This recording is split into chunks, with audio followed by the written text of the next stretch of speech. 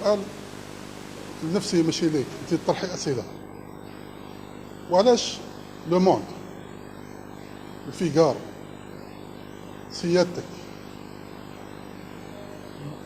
واسمو برودكاستر ولا يسموه، حبيتو نسميه ديزا جوكر، لي ماس ميديا،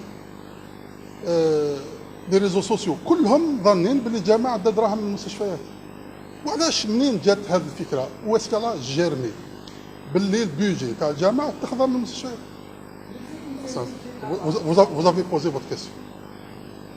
وعلاش لوبيتال؟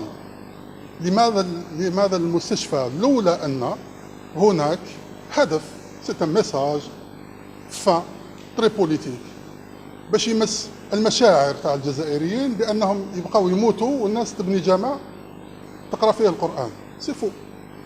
كلنا نعرفوا ميزانيه الدوله كيفاش تنظم، وتعرفوا باللي في الوقت اللي تاسس فيه الجامع تمد نفس الميزانيه اللي يحتاجها المسجد، تعطات المسجد، حتى اعاده تقييم مسار المسجد.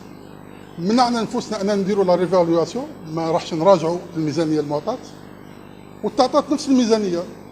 كل لي كاك، لي سونتر اونتي كونسيرو في البلاد اللي هي تبنى الى اليوم، وكل المستشفيات، لي سونتر اوسبيتال يونيفرسيتير في البلاد، وتمدت نفس الميزانيه للمدارس في اطار المخطط الخماسي. كل مشروع ما بداش توقف. ماشي برك المستشفيات اللي ماهيش تبنى مدام، انا عندي على الاقل 10 مساجد ماهيش تتبنى لانه المديرين تاعنا ما قلعوش في البناء. كل مشروع بدا البناء تاعو راه يمشي. المسجد بدا يمشي، لازم نخلوه يمشي. محطات الترام بدات تمشي حتى تكمل باش توقف. المستشفيات التي شرعنا في بنائها حتى تكمل باش توقف. وكل هذه المؤسسات سوف تبقى الدولة تمدها بالدعم وبالمال إلى درجة أنه مستعدة لإعادة تقويمها.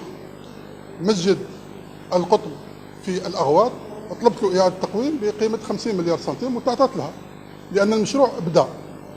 في مجلس الحكومة أنا أشهد كل يوم مشاريع الطرقات، مشاريع المستشفيات، مشاريع المدارس، مشاريع الأحياء الجامعية ومشاريع الجامعات التي انطلقت فعلا قبل قرار تجميد المشاريع الجديدة، ما زالت مستمرة وتمد بالدعم المالي.